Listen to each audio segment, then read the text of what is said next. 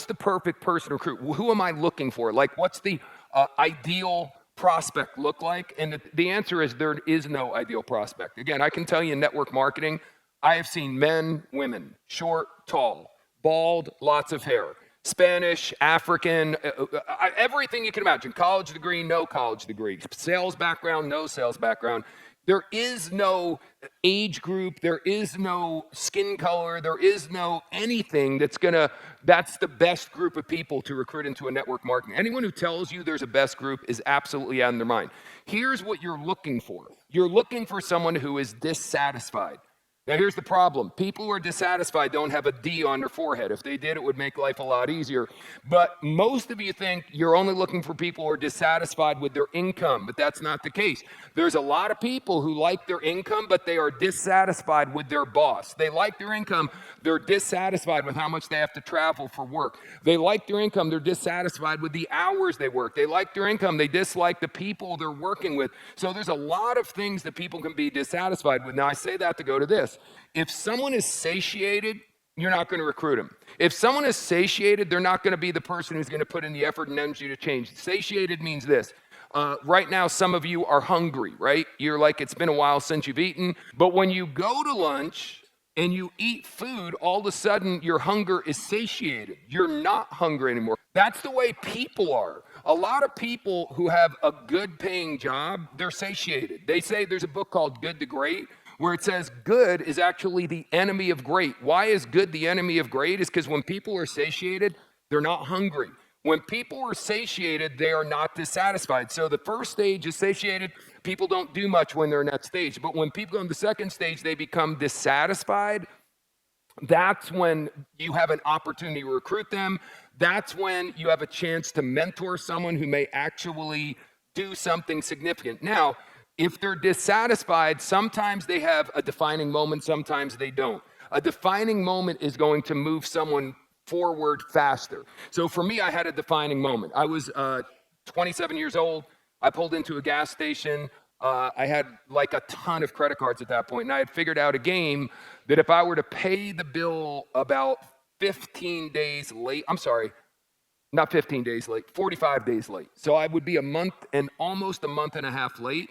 I knew it would screw up my credit, but they wouldn't cut the card off. And I had so many cards to pay the minimum on that was my game. I just kept a good record. So I pulled in the gas station. I knew it was about 40 days later. I thought I was. So I got $16 worth of gas. I filled up the card. That's how long ago that was. $16 would fill up an entire tank of gas. And I gave the guy my Amico card. And he went inside to charge it. And he said, yeah, your card didn't go through. And I'm like, no, the card should definitely go through. And he showed me. He goes, they actually told me to cut it in half. You can't use it anymore. So I was like, oh, shit.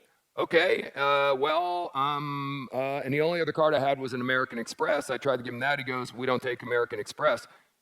You got to pay cash. And I was like, well, I don't have cash. I never had cash. I had no cash. I was a cashless human being. I lived on credit cards. That's all I had. I had very little income. When I got my money, it immediately went from my checking account to minimum payments, and I always paid my American Express in full because that was the one card I lived on. I made sure I didn't put too much on it or else I wouldn't be able to pay it, and then I'd be really screwed. So he said, give me cash, and I go, I don't have cash. And he goes, well, you better get some. And I go, what do you mean? He goes, well, you either give me $16 or I'm calling the cops. So I'm 27 years old, and this, not nice person who I have no respect for, I think he was trying to get me to cry. Like he was just a jackass. And I just sat there in that moment going, this is bullshit. I'm just done living like this. Like I'm done. So that was my defining moment. Have you heard the expression a defining moment? Here's the problem with defining moments. Normally the moment defines you, where what you're supposed to do is define the moment. So instead of that moment being the moment where I just got fed up and became an alcoholic and quit and said, oh my God, life is unfair, I just went home and said, this shit is over. I'm done living like this. I'm done barely making enough money to get by. So I was way beyond satiated, but now I was beyond dissatisfied. The next step is where people have a moment of insight. And that's where the penny drops. And here's what a moment of insight is about, where someone looks at it and says, damn, I think I can do that. Okay, that's why it's so important if you're in a business where you're trying to recruit people, You've got to show testimonials of other people that are successful. You have no idea. The expression is facts tell, stories sell. If you ever watch an infomercial on TV, I don't know how many of those you have in Europe, in America, they're all over the place. It's a 30-minute pre-recorded commercial. I'm sure you've seen them at some point. If you come to America, you see them nonstop late at night. And if it's a 30-minute commercial, I'm not exaggerating, more than 20 of the 30 minutes is testimonials.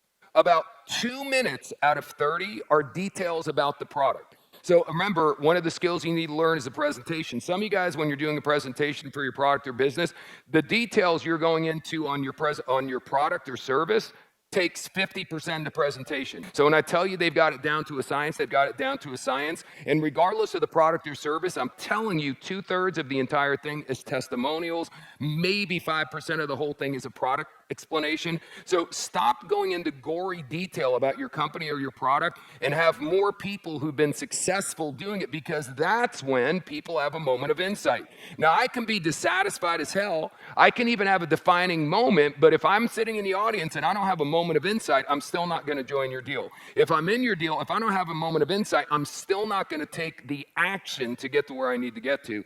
And then the last step is, once you have that moment of insight, where you have an actual breakthrough. But the breakthrough requires taking action. Again, there are some people that have their moment of insight. They go, oh my God, I think I can do this, and then they never do anything. Thoughts determine what we want, but action is the only thing that determines what we get.